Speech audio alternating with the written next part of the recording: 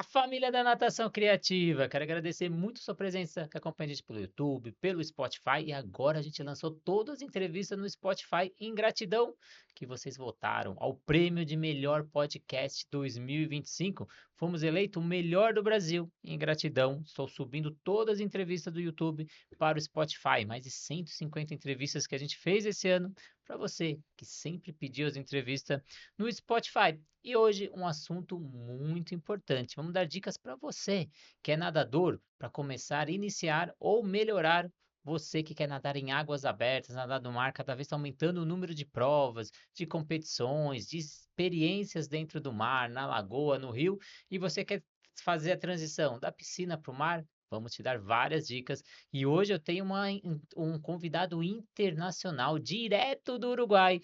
Fernando Wilson, muito obrigado pela presença, Fernando. Bom, sejam todos bem-vindos ao canal. Parabéns pelo prêmio, parabéns para a natação brasileira por esse canal que informa muito, está sempre atualizando a gente e motivando a gente a continuar nas águas, né? Muito obrigado pelo E, convite. e hoje o assunto é águas abertas, que você é especialista, coordenador lá do Cubo d'Água, uma equipe de triatlo, águas abertas. Mas antes de entrar nesse assunto, vamos agradecer os nossos parceiros, a Flote, materiais de natação, que trabalha desde a iniciação até o alto rendimento. Tenho certeza que o Fernando utiliza materiais na Flote ali para o triatlon, também para águas abertas, trabalhando com palmar, snorkel, ou aquela boia de sinalização que é importante para os nadadores que vão nadar em águas abertas. Todos os materiais com ISO 9001, alta durabilidade, com polo dentro da USP, fazendo estudo com cada material. Temos a Sobrasa, Sociedade Brasileira de Salvamento Aquático, mais de 12 mil voluntários no Brasil, 15 ações diárias em diversas cidades. Seja voluntário Sobrasa, acesse o site sobrasa.org, preencha o cadastro e receba um kit aí na sua casa. Plataforma Educar com mais de 200 cursos para você estudar onde quiser, como quiser e quantas vezes quiser, tudo com certificado. O aplicativo da Swintrack que te auxilia no monitoramento do seu aluno, mantenha todos os dados na palma da sua mão, mostra a evolução para o seu aluno de águas abertas, de triatlo, entregue para ele avaliações. Se você tem sua própria avaliação, você consegue colocar no aplicativo. Esse aplicativo vai com o seu logo, com o seu nome, gerando valor e agregando valor para sua marca. A gente tem a Raizo, nova metodologia do mercado, trabalhando gamificação na piscina e metade do valor do concorrente. E a WL Salvamentos Aquático, que leva profissionais capacitados. O Fernando, que é coordenador, que está com dificuldade de achar uma equipe já treinada, a WL entrega o profissional treinado, capacitado para começar no dia seguinte, seja porteiro, salva-vidas, bombeiro, recepcionista, o que você precisar no 11 982 715497. Mas vamos deixar de papo. Fernando, conta aí para o nosso público. Quando é o momento ideal para alguém começar na natação de águas abertas e para quem é indicada essa modalidade? Alguém que já é experiente ou mesmo alguém que está iniciando agora, dá para ir para águas abertas? Bom, fundamental, o primeiro passo é a pessoa ter um domínio de água, né? Uma certa habilidade na água para poder fazer as distâncias mínimas de águas abertas, que são as de iniciante, de 500 metros, 1000 metros, tá, 1K, né? Mas não tem tempo específico, olha, precisa, não, é a habilidade de dominar a água que é importante para poder estar com segurança e se divertindo em águas abertas, tá? Que é importante. Fator segurança é primordial quando vai para águas abertas, porque geralmente a piscina tem chão, tem visibilidade, em águas abertas não existe isso. Então, o primeiro passo é a pessoa ter a segurança de ter o domínio na água. Então, não tem, olha, é só para quem é atleta, só. Não, é águas abertas, é diversão para todo mundo. E para quem está começando, quais são os elementos mínimos aí para o iniciante que ele precisa ter para começar em águas abertas? Ele precisa, às vezes, nadar o mínimo, a prova é de 1.000, ele precisa nadar no mínimo 1.500, ou algum kit básico que ele precisa ter, alguma habilidade, o que que você recomenda? Olha, o principal é, como falei, fator segurança é a boia de sinalização, tá? É a boia de segurança, onde isso dá uma certa tranquilidade ao aluno iniciante, aquele que nunca nadou, para poder confiar um pouquinho mais. O principal, geralmente, é ter um volume mínimo, numa aula de 1500, 2000 metros, durante o seu decorrer de sua aula, do seu treinamento. porque a gente faz uma conta básica de pelo menos nadar 2, 3 vezes por semana, o volume do que quer nadar. Mas o principal é, como falei no início, dominar a água, para a pessoa se sentir segura, porque a distância muitas vezes parece grande e não é. E às vezes o que parece pequeno fica um oceano. A pessoa nada, nada, nada não chega. E então, o principal é ter um volume mínimo, que as aulas de natação geralmente têm, 1.500, 2.000 metros, mas ter a referência de ter uma constância nadando. Não adianta só nadar uma vez por semana, de vez em quando, porque aí quando for para águas abertas vai sofrer um pouquinho. E a gente encontrou de várias provas, já vários eventos, tem outros que são experiências, várias empresas surgindo e são diversos inscritos. O que que a pessoa tem que se preocupar na hora que vai escolher uma prova, uma competição? Porque tem algumas que às vezes colocam as pessoas em algumas enrascadas aí. É importante sempre avaliar como você comentou, tem muitas empresas, muitas provas, mas avaliar a organização, o briefing, no regulamento, como que aonde é a disputa, se é lago, rio, mar, que tipo de água, em que lugar, que praia, por correnteza, vento e o fator segurança da organização, que é muito importante. Como vai funcionar, de onde vai sair, onde vai chegar para a pessoa poder escolher com segurança qual é a prova. Se é iniciante, de preferência, tem empresas que organizam umas provas para iniciantes, para academias, para clubes menores, onde é menor o fluxo de alunos. As provas mais tradicionais, maiores, tem muita gente nadando, e aí é bem organizado, bem seguro, mas pelo volume de pessoas, a pessoa iniciante sofre um pouquinho mais. Às vezes vai disputar uma prova de 500 metros achando que é mais tranquila porque é mais curta e muita gente acaba não nadando nada, trombando com todo mundo, é muito divertido, mas não sai a prova como deveria. Então a experiência não é tão legal. Então sempre é bom ter em conta isso. Quem organiza, qual a organização, qual o grau de segurança e se aquela prova está destinada a atletas ou a participações, é um evento festivo, é uma prova tradicional. Então, isso é importante quando a pessoa for escolher aonde e o que vai nadar. É, o que eu recomendo é procurar um profissional capacitado que conheça, que seja especialista. Então, perguntar para ele se ele já conhece, se ele já foi, qual que é a experiência, ou até mesmo outros nadadores que já fizeram aquela prova. Eu já tive diversos relatos de profissionais que foram e passaram perrengues. Você tem uma ideia, tem provas às vezes que a pessoa vai no barco e no retorno ela volta em outro barco, não tem chamada, não tem nada, não sabe o número de pessoas que foram, o número de pessoas que voltaram ou apoio, às vezes não tem o caiaque, não tem uma equipe de apoio, você tem algum mal súbito, ou até mesmo você fica ansioso, dá um pouco de pânico e não tem nenhum apoio próximo. Então, estude antes, procure se informar. Então, quando você vai num restaurante, você vai no hotel, você não vai ali nas avaliações, pesquisar se vale a pena, não vale a pena, faça a mesma coisa com as provas, porque são vidas que estão em risco, a sua vida está em risco. E o mar, às vezes, você chega, ele está tranquilo e de repente ele muda. E a gente tem que estar preparado para isso. E existem diversas provas, diferentes níveis, como você falou, Fernando. Como se preparar aí para provas maiores aí, maratonas aquáticas, de quilometragem maiores? Olha, existe todo um planejamento quando você pensa em maratonas aquáticas, tá? Uma diferença no que é travessias, tá? Famosa a travessa alguma coisa, e as maratonas aquáticas, que aí já as distâncias são maiores, então exige uma preparação de volume de treino, de tempo de treino, dentro dos planejamentos, uma recomendação de treino físico, existe o trabalho de treino mental para a pessoa entender que ela vai ficar um certo tempo, umas certas horas nadando e às vezes não é só nadar. Então, toda uma preparação. Em maratonas, a gente olha realmente um volume de 4 vezes por semana, nadando pelo menos uma hora e meia. Então, já o nível é um pouquinho mais forte, um pouquinho mais. eh, Tem que ter mais preparação e um profissional realmente com mais experiência e mais conhecimento. Porque senão a pessoa fica nadando, nadando e não é só treino, como eu falei, tem a parte mental e tem a parte de conhecer aonde vai nadar, correntezas, tipo de braçadas, tipo de ritmos, quando muda o vento, muda a correnteza, se tem ondulação, se não tem, se vai nadar de roupa curta, roupa longa, como nadar, muda a mecânica, muda toda a estrutura. Se tem mais de 2, 3 horas de água, tem hidratação, o que hidratar? Quando hidratar? Então tem todo um planejamento, não adianta só se aventurar e falar, eu vou fazer uma prova de 10K porque eu estou nadando 3 vezes por semana.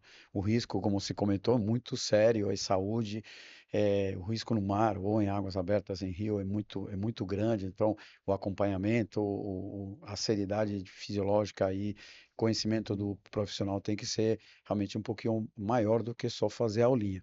Quando você fala em travessias, distâncias mais curtas, 1,5, 2, 3, aí é um pouquinho mais tranquilo, mas mesmo assim o profissional tem que entender um pouquinho do que ele está fazendo. Não é só treinar, certo? Tem toda uma preparação. E você comentou dessas mudanças que pode acontecer repentinamente. Tem alguns sinais, ou como você falou, correnteza, que a pessoa, conforme vai tendo experiência, ela já consegue entender, esse mar vai mudar, a correnteza tá para cá, tá puxando para lá. Dá para ter isso? Olha, isso é muito, além do feeling, é muito conhecimento e experiência do treinador. O atleta sozinho, ele percebe a correnteza, tá? A gente faz todos os estudos quando vai para maratonas aquáticas, distâncias longas, sobre vento, correnteza, tanto com a parte de marinha, com os, a gente famosos caiçaras, que são os que conhecem mesmo, e muitas vezes entrando em contato com os práticos que entendem do vento, é avisado nas maratonas, geralmente, olha, tal horário vai mudar a correnteza, entra e sai correnteza, sobe maré, tabelas de maré, ventos, para a gente informar o atleta o que vai encarar no meio da prova se virar o tempo, e aí às vezes a gente encara um desafio de terminar a prova, como às vezes é competitivo, mas a maioria das vezes quando muda é sobrevivência, o atleta, o desafio às vezes é terminar, não é já nem competir, porque muda a natureza não te avisa, certo? A gente vai numa embarcação acompanhando o atleta, monitorando a frequência abraçada, ritmo de nado, informando o tempo todo o atleta. Quando vê que a coisa vai mudar, muda os sinais, muda a conversa que tem com o atleta, com o nadador, para ele não se perder no meio do caminho e por segurança do atleta. Já tem casos, muitos casos de competições internacionais onde tem que tirar o atleta da água, ele mesmo não querendo, porque é segurança, né? Não tem, é muito risco. O mar não te avisa, muda e aí fica muito perigoso. Então, para você que está aí do outro lado, quer se aventurar em águas abertas, não é tão simples assim. Procure um profissional, seja orientado, faça o treinamento adequado.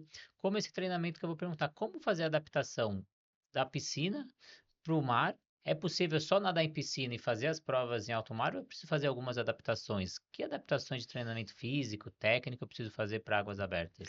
É uma mudança, não vamos ser tão radicais assim, mas é uma mudança onde exige uma experiência do profissional, porque a gente tem que ensinar a navegar, se tem boia, circuito, ensinar como virar, muda muito a técnica de nado, o atleta, o aluno precisa entender de ritmo de nado, como ele girar se entrar numa correnteza, o famoso giro, tirar a frequência da braçada, aumentar a cadência, existe todo um lado técnico.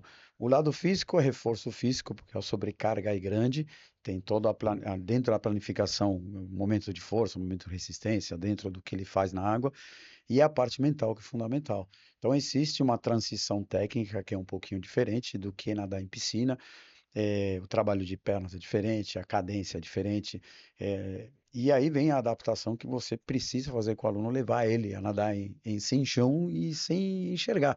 Então, existe toda uma transferência técnica, não é a mesma coisa você treinar e nadar em piscina, aí para águas abertas, até porque o aluno não entende, não enxerga nada. E ele não tem a borda para entender como ele está nadando. Se cansou, apoia o pé, não vai apoiar em lugar nenhum. Se ele cansou, o máximo que vai ter segurança é a boia. Então, ensinar como respirar, a frequência de respiração, o padrão de respiração, a navegação, como navega, para onde olhar, como olhar. Então, tem toda uma transição disso. Isso leva um certo tempo, é um processo de aprendizado.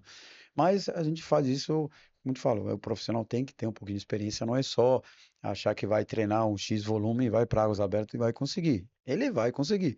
Só que vai ser muito sofrido porque vai nadar em zigue-zague, vai ter uma certa dificuldade, se for em mar, de entrar no ritmo das ondas, entrar no ritmo de que horas respirar, que horas não respirar, se é na subida da onda, na descida, como entrar na água, como sair da água.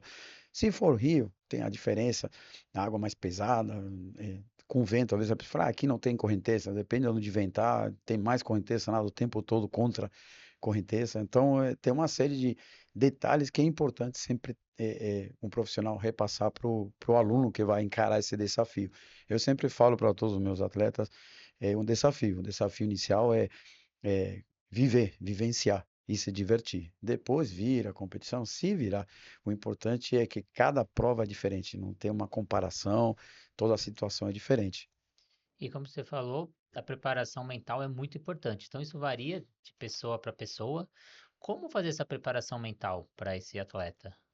Olha, existe o trabalho mental, tanto o psicológico, a gente trabalha muito como eu sou psicoterapeuta, então trabalho muito com essa área de aceitação mental do que é o desafio, mas o principal é como o aluno vai entender durante os treinamentos as séries que são montadas fisiologicamente e neurologicamente, tá? E as séries que são provocando o trabalho de exaustão mental, porque o que ele vai vivenciar na água o desgaste mental, de levar a prova na cabeça. Quando nada 10K para frente, chega uma hora que ele entra no automático. Então, se não tiver o lado mental de suportar, tá nadando, nadando, nadando, e não vai, não sai do lugar, não vai, demora para chegar. Isso a gente treina na piscina, com treinos mais longos, 2 horas nadando, 3 horas nadando, monitorando, tentando vivenciar o que ele pode, o que pode acontecer no mar, no rio, durante um tempo prolongado. Então, é um processo, como comentei, é um processo tanto neurológico, fisiológico, como mental, de ele entender que ele vai suportar uma carga grande de horas nadando.